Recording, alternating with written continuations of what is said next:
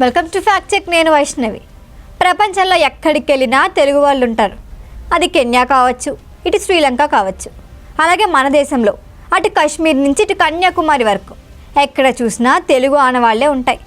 మరి తెలంగాణ సరిహద్దుల్లో ఉన్న మహారాష్ట్రలో వారిలో కూడా కొంతమంది ఎంపీలు ఎమ్మెల్యేలు కూడా అయ్యారు. అలాంటి వారిలో ఒకరు ఆడన్ నరసయ్య నారాయణ.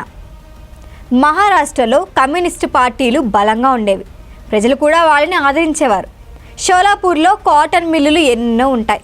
అక్కడ పనిచేసేందుకే మన తెలుగు వాళ్ళు ఆ రాష్ట్రాలకు చెందిన వాళ్ళు వెళ్ళారు. అందుకే అక్కడ తెలుగు జనాభా ఎక్కువగా ఉంటుంది. మరి వాళ్ళే మహారాష్ట్రీయన్లుగా మారిపోయారు.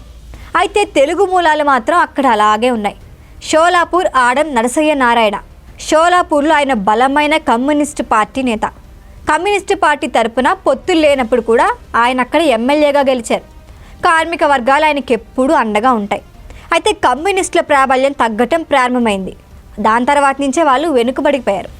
కానీ ఎప్పుడు పోటీ చేసినా ఆయనకి 15,000 కన్నా తక్కువ ఓట్లు రావంటే ఆయన ఎంత బలమైన అభ్యర్థో అర్థం చేసుకోవచ్చు.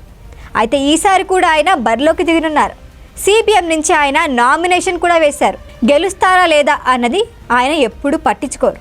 ఆయన్ని నమ్మేవారి కోసం మేమున్నామని అని ముందుంటారు. అలాగే ఆడన్ నరసయ్య నారాయణ గెలుపోటముల గురించి పట్టించుకోకుండా కార్మికుల కోసం పోరాడుతూనే ఉంటారు. అయితే మహారాష్ట్ర ఎన్నికల్లో ఈసారి కమ్యూనిస్టులు తమ బలం చూపుతారని ఆయన గట్టిగా నమ్మకంతో ఉన్నారు. బీజేపీ కూటమి ప్రభుత్వాన్ని న్యాయబద్ధంగా ఏర్పాటు చేయలేదని వాదన. ప్రభుత్వాన్ని లాక్కుంది కాబట్టి ప్రజలు ఎంత మాత్రం క్షమించబోరు అని ఆయన అంటున్నారు. షోలాపూర్తో పాటు మహారాష్ట్ర మొత్తం చూసుకుంటే తెలుగు మూలాలున్నవారు దాదాపుగా 1,000,000 మంది ఉన్నారని అంచనా.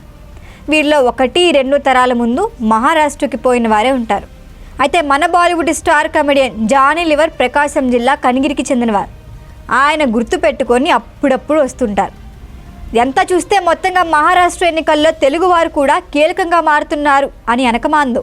ఈ వీడియో కనుక మీకు నచ్చినట్టయితే లైక్ చేయండి, షేర్ చేయండి, సబ్స్క్రైబ్ చేయండి. అలాగే పక్కనే ఉన్న బెల్ ఐకాన్ని క్లిక్ చేయండి.